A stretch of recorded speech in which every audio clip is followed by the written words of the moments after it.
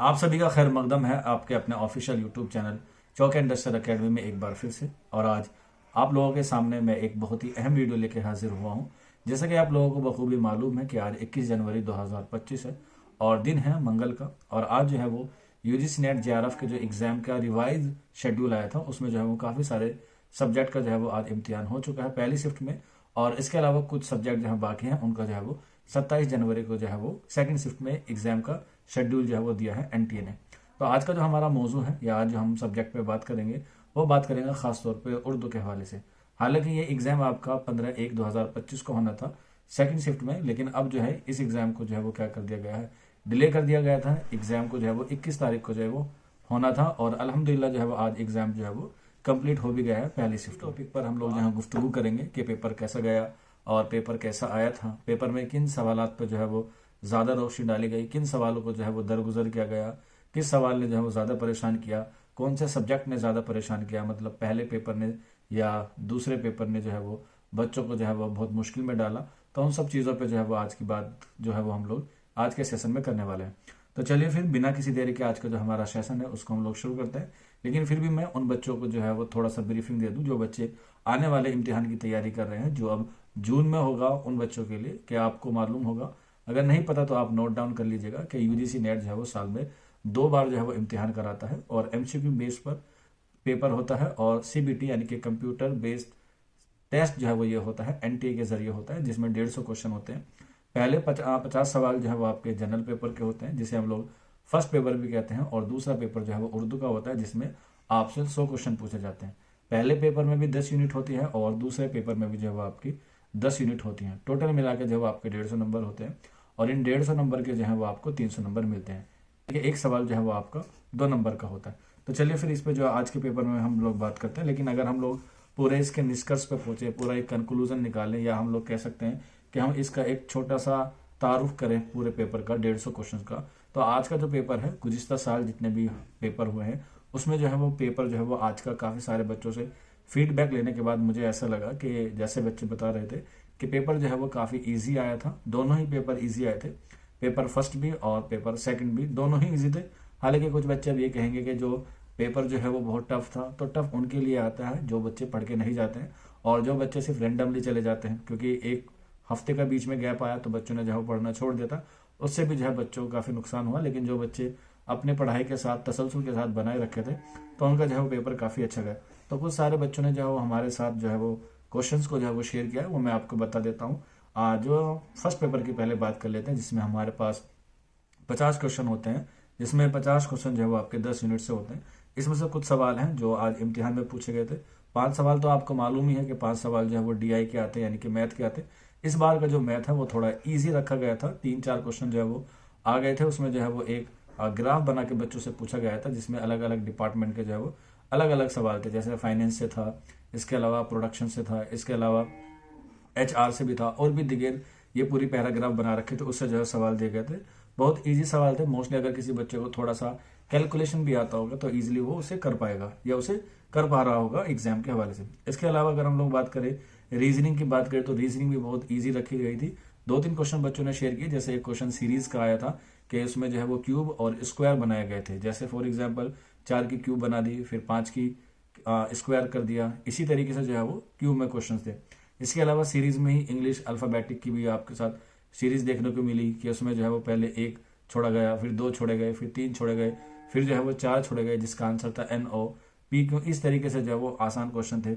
इसके अलावा अगर हम लोग बात करें, इसमें एक बार जो है वो रीजनिंग में जो है वो आपसे बारंबारता का भी सवाल पूछा गया कि एक सारणी दे दी गई है जिसमें बारंबारता जो है वो टोटल मिला के 20 हुई। उसमें से जो x और y की वैल्यू निकालनी थी, जिसका योग जो है वो 10 है, और उसका जो है वो x की वैल्यू और y की वैल्यू जो है वो आपको निकालनी थी। सुनने में हो सकता है आपको थोड़ा सा सवाल मुश्किल लगे, लेकिन अगर आप लोग जब एग्जाम में बैठते हैं, एग्जाम का प्रेशर होता है, तो वहां पर जब आपका माइंड जो है वो तेज काम करता है और कैलकुलेशन ईजी हो जाती है तो आपको लगता है कि हाँ पेपर जो है वो ईजी आया। इसी के अलावा रीजनिंग में एक, या मैथ में भी कह सकते हैं, मिश्रण का यानी कि मिक्सचर का सवाल था कि एक को जो है वो कैसे जोड़ा जाए, जो क्या जोड़ा जाए, या उस मिक्सचर को कैसे मिलाया जाए कि उनका अनुपात जो है वो 1:1 हो जाए। तो इसका आंसर जो है वो मोस्टली बच्चों ने बताया कि इसका आंसर जो है वो 3:2 था, जो बच्चों ने भी बताया। हालांकि ऑप्शंस के अकॉर्डिंग अलग अलग हो सकते हैं। इसके अलावा सिलोजिज्म आपको पता है कि कुछ वैज्ञानिक जो है वो एथलीट थे, कुछ महान वैज्ञानिक थे, इस तरीके से जो है वो वाइन डायग्राम बना के जो है वो आपसे रीजनिंग में जो है वो सवाल पूछा गया था। वहीं दूसरी अगर हम लोग बात करें आईसीटी से भी इस बार काफी सवाल थे, जैसे आईसीटी क्यों यूजफुल होती है, उसका क्या इफेक्ट होता है, और इसके अलावा जो है वो एक सवाल और भी था इसमें ही आईसीटी के हवाले से ही, जो हम टीचिंग मैथोलॉजी में करते हैं कि जो बच्चों को जो है वो किस तरीके की जो है वो हम लोग डिमांड एग्जाम जिसे कहते हैं कि डिमांड एग्जाम जो है वो कैसे होता है, उसके क्या फायदे हैं, इस तरीके से। इसके अलावा कम्युनिकेशन से भी एक सवाल था कि इंटरपर्सनल कम्युनिकेशन क्या होता है, उसके 4-5 जो है वो पैराग्राफ दे रखे थे और उसमें ABC जो है वो आपको चुनना था। इसके अलावा पर्यावरण से भी सवाल था, उसमें आपसे एक सवाल पूछा गया था कि ये जो सम्मेलन है ये कब किया गया था, तो आंसर था उसका मॉन्ट्रियल जो है वो उसका ऑर्गेनाइजेशन है, वहां पर जो है वो ये सम्मेलन किया गया था। इसके अलावा आपसे जो है वो हायर एजुकेशन से सवाल पूछे गए थे। हायर एजुकेशन में जो है वो जमानी तरतीब दे दी गई थी कि बताइए ये जो एंशियंट इंडिया है या एंशियंट हिस्ट्री में हमारे पास यूनिवर्सिटीज हैं, जैसे तक्षशिला हुआ, नालंदा हुआ, विक्रमशिला हुआ, नवदीप हुआ, तो इनका जो है वो आपको जमानी तरतीब जो है वो बताना था। इसके अलावा यहाँ पर जो है वो इंटरनेट या कह सकते हैं आईसीटी के हवाले से भी एक अच्छा सवाल था कि जहाँ पर आपको पता है लोकल एरिया नेटवर्क होता है, वाइड एरिया नेटवर्क होता है, ठीक है। इसके अलावा जो है वो PAN होता है, पर्सनल एरिया नेटवर्क होता है, तो इनको जो है वो असेंडिंग से डिसेंडिंग ऑर्डर में जो है वो लगाने थे। और इसके अलावा रिसर्च से भी सवाल था, और रिसर्च से यही सवाल था कि जो क्वालिटेटिव रिसर्च होता है उसमें जो है वो क्या क्या खुसूसियत होती हैं या क्या क्या उसमें विशेषता होती है। इसके अलावा जो है वो एक रैंडम सैम्पलिंग का था, ये काफ़ी अच्छा क्वेश्चन देखने को मिला, क्योंकि ऐसे क्वेश्चन जो है वो कम ही आते हैं खासतौर पे उर्दू के हवाले से। लेकिन ये क्या था, मैचिंग में था, तो रैंडम सैम्पलिंग जो है वो उसमें बतानी थी आपको कि ये रैंडम सैम्पलिंग होती क्या है। हालांकि बहुत सारी सैम्पलिंग होती है, रैंडम सैम्पलिंग होती है, क्लस्टर होती है, स्ट्रिफाइड होती है, और भी बहुत सारी सैम्पलिंग होती है। कुल मिला के 8-10 जो है वो ये सैम्पलिंग होती है। लेकिन अगर किसी बच्चे ने अच्छे से पढ़ा होगा तो उसको जो है वो आसान पेपर लगा होगा। इसी के अलावा कम्युनिकेशन से भी था कि अगर हम लोग एक क्लास में या एक ग्रुप में जो है वो बच्चों को बांट देते हैं और बच्चे जो है वो विभिन्न प्रकार की संस्कृति से या अलग अलग कल्चर से आते हैं, तो उसको जो है वो हम लोग कैसे अपनी क्लास को जो है वो अच्छा बना सकते हैं। तो ये कुछ क्वेश्चंस थे, 50 क्वेश्चन थे। अब ऑनलाइन होता है तो सारे बच्चों को सारे याद नहीं होता, लेकिन फिर भी काफ़ी सारे बच्चों ने क्वेश्चन शेयर किए हैं। तो अगर आप लोग भी अपने एडवाइस से या अपने दिमाग से या अपने जहन से हमारे साथ क्वेश्चन शेयर करेंगे तो इंशाल्लाह आने वाले वक्त में जो है वो और बच्चों को भी फ़ायदा होगा। आपसे दरख्वास्त है, रिक्वेस्ट है मोतबाना कि आप लोग 9045220432 पर अपने जो है वो क्वेश्चन जो है वो ज़रूर शेयर करें। अगर आप इस नंबर पर नहीं कर पाते हैं तो I humble request to you, please put on comment. आप लोग जो है वो हमारे कमेंट पर भी जो है वो अपना सवाल जो है वो ज़रूर ड्रॉप आउट करें, ताकि आपको जो है वो एक अच्छी और एक बेहतर वीडियो जो है वो हम लोग अगली प्रोवाइड करा सके, एक अच्छी और अनऑफिशियली आंसर की के बाद, क्योंकि अभी ऑफिशियल आंसर की का तो कुछ पता नहीं है, लेकिन जैसे भी आएगी आपको जो है वो उसके बारे में बता दिया जाएगा। तो ये हुआ पेपर फर्स्ट का जो है वो एक छोटा सा एनालाइज किया हमने, ये जो है वो सवाल पूछे गए। हालांकि इसके आंसर्स मैं आपको अगली वीडियो में इंशाल्लाह प्रोवाइड कराने की कोशिश करूंगा। ये तो सिर्फ एक छोटा सा मैं आपको समरी बता रहा हूँ कि पेपर जो है वो बहुत ईजी था, तो उसमें जो है वो किस तरह के सवाल आते हैं, ताकि आने वाले बच्चे जो है वो और इससे क्या कर सके, इस्तेफादा हासिल कर सके। इसी के बाद हम लोग उर्दू वाले पोर्शन पे आ जाते हैं। 100 क्वेश्चन आते हैं। अब 100 क्वेश्चन किसी भी बच्चे के याद रखना जो है बहुत मुश्किल होता है, लेकिन बहुत सारे बच्चे होते हैं जिनको याद होते हैं, तो वो आप लोग जो है वो जरूर शेयर कर सकते हैं, जरूर शेयर कर सकते हैं। कमेंट बॉक्स और व्हाट्सअप नंबर दोनों आपके लिए 24/7 खुले हुए हैं। तो चलिए फिर हम लोग बात करते हैं उर्दू के हवाले से। तो उर्दू में जो काफ़ी सारे सवाल थे उसमें से मैं आपको कुछ क्वेश्चन जो है बता देता हूँ, जिसमें से पहला सवाल है अदबी तहकीक मसाइल और तज्जिया किसकी तसनीफ है। ये आपको पता है बहुत ईजी सवाल है, ये तहकीक से सवाल था और ये सवाल है रशीद हसन खां का। रशीद हसन खां का जो है इससे बार जो है वो 2 क्वेश्चन पूछे गए थे। इसके अलावा इनका एक कॉल भी था जो अभी याद नहीं आ रहा, और एक काजी अब्दुल वदूद का। ये तहकीक से जो है वो 3 क्वेश्चन थे जो एग्जाम में इस बार थे। इसके अलावा इकबाल के शेरी मजमे बताने थे, जमानी तरतीब से 4 हैं आपको पता है, बांगे दरा, बाले जिब्रील, ज़र्ब कलीम और अरमगान हिजाज। इसी के अलावा फिराक गोरखपुरी को जो है वो इसके लिए जो है वो ज्ञानपीठ अवार्ड से सरफराज किया गया था, आपको पता है गुले नगमा है। इसी के साथ साथ फिराक गोरखपुरी के जो है वो कुछ शेरी मजमूए थे, उनको जो है वो जमानी तरतीब से पूछा गया था, जिसमें गजलिस्तान और ज्ञानपीठ अवार्ड, इसके अलावा पिछली रात एक ऑप्शन जो है वो और था। इसी के अलावा यहाँ पर जो है वो नफ्सियाती नक्काद कौन है, इनको जो है वो मिलान करने के लिए पूछा गया था। जैसे नफ्सियाती नक्काद में आपको पता है बहुत मशहूर है, एक जो है वो नफ्सियाती नक्काद में जो है वो काफ़ी सवाल जो है वो एग्जाम में उनसे पूछा जाता है, तो ये भी जो है वो उसमें ऑप्शन में था। इसके अलावा ड्रामा निगार की जो है वो आपको ज़मानी तरतीब बतानी थी, जिसमें इम्तियाज़ अली ताज थे और आगा हशर काश्मीरी, अमानत लखनवी और हबीब तनवीर थे। इनकी जो है वो आपको ड्रामा निगारी के हवाले से ज़मानी तरतीब बतानी थी। इसके अलावा फैज़ की जो है वो आपको बताना था कि फैज़ अहमद फैज़ जो है उनका जो शेरी मजमूआ है वो कौन सा है। इसके अलावा जो है वो सिन्फ के एतबार से जो है वो जोड़े मिलाने थे कि कौन किस से जो है वो ताल्लुक रखता है। ये कम से कम 4 से 5 क्वेश्चन थे, जैसे मीर तकी मीर का गजल से है, इसके अलावा जो है वो सौदा का किससे है, मरसी से किसका है, सफरनामा कौन सा है। इस तरीके से तकरीबन 4 से 5 जो है वो सवाल थे। इसी के यहीं पर एक सवाल था कि मंदरजा झैल में से किसने जो है वो सिर्फ और सिर्फ गजल कही है, तो इसका आंसर जो है वो मजरू सुल्तानपुरी था। इसके अलावा मशरिकी अदब के हवाले से या मशरिकी तनकीद के हवाले से भी सवाल था कि इब्ने कुतैबा की जो है वो तसनीफ कौन सी है। ये सवाल जो है वो